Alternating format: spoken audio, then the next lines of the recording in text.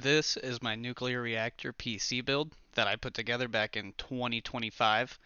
The blue color came from Cherenkov radiation to tie up the entire nuclear PC theme. So let's go ahead and get into the build. Right off the bat, anytime you build a PC, you gotta do research on all the parts. This was my first and only time building a PC, so I took about 6 months of planning to do so. If I would have taken any longer, this would definitely cost more. At the time that I bought and built all the supplies for this, it was about a $3,000 PC build, but in today's prices, it'd be about $4,500. So if you're looking to build one now, you might have missed your window of opportunity to get them at a fair price, and you might just be better off buying a pre-built or even renting one. That option was not available for me at the time. Look at that RAM, 64 gigabytes is about $1,200 cost nowadays, where that cost me 180 bucks at the time that I built it.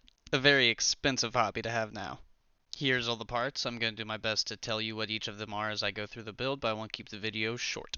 Make sure you always have your OS thumb drive on hand, whatever that may be. Be gentle with it, and do not throw your computer parts around. That's bad. I chose Windows 11 Home for my personal use. Let's start unpackaging the parts. To begin with, I got the 9950X CPU from Ryzen. It's about their strongest one besides the X3D version. To go with it, I got 2 sticks of Samsung 999 Evo Plus storage, rounding out to be about 3 terabytes of storage in total. One of them's a 1 terabyte for my primary, which is what I did end up installing my OS on, and then the second one was 2 terabytes, and that's for general holding games and recording the clips.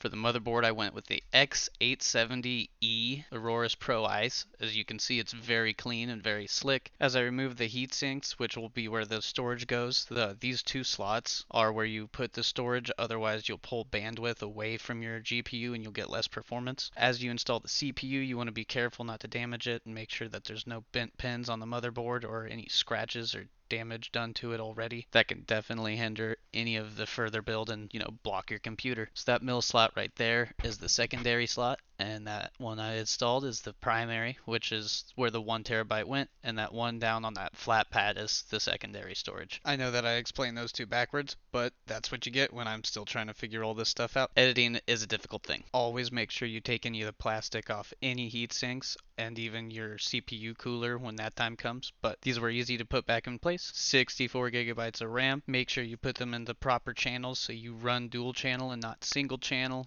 That can also have a big hindrance. Make sure you take them out without damaging them. They're like gold in 2026. And then you give them a nice little push. It definitely took more force than what I was expecting to put them in, but you'll hear a click and the little side slots will bounce up into place and hold them there. A little wiggle and they're good.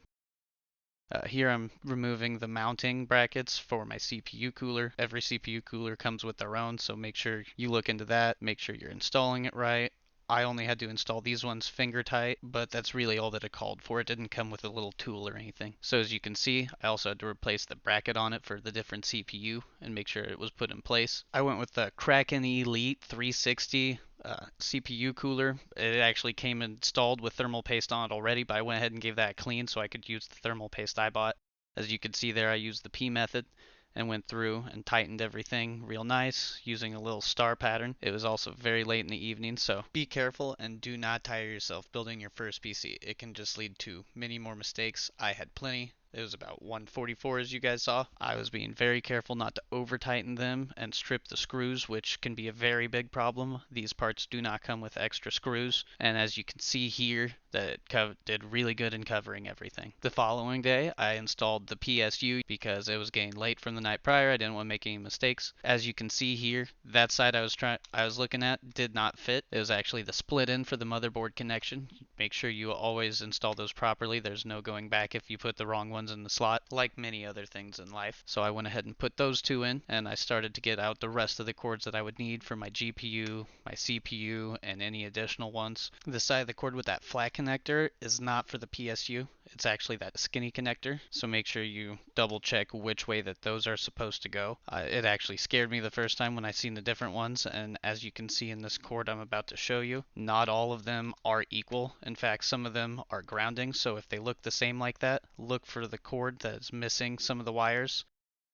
those go directly into the PSU and will help you avoid a lot of confusion. In my 6 months of research, I didn't hear about that at all, and so I panicked a little bit when I seen that and thought they were broken. They were not. So then after that, you get them all put into your box, and you'll be ready to install it into the back. So the case I went with was a H9 Elite from NZXT, which made everything very easy to install. It was a dual chamber, but you do want to make sure that you line up all these tiny little screws. Not every hole actually does get a screw in it, and some of the holes you screw in right next to it. My cord management was very easy, but nobody wants to see that. That's boring. For the GPU, I went with the 7900 XTX Sapphire Pulse. I went with that because I planned on running a 1440p ultra-wide gaming monitor, so I needed the extra frames. Not quite a 4K, although the card is for 4K, but with that stretch screen, there's definitely more pixels than an average 1440p. For that beast, I decided it was a good idea to get an anti-sag bracket, which comes with an RGB strip on the bottom so it can match all the rest of the color of the computer. And with everything all hooked up, it was time to power it on for the first time. And here I am double checking everything visually before I switched on.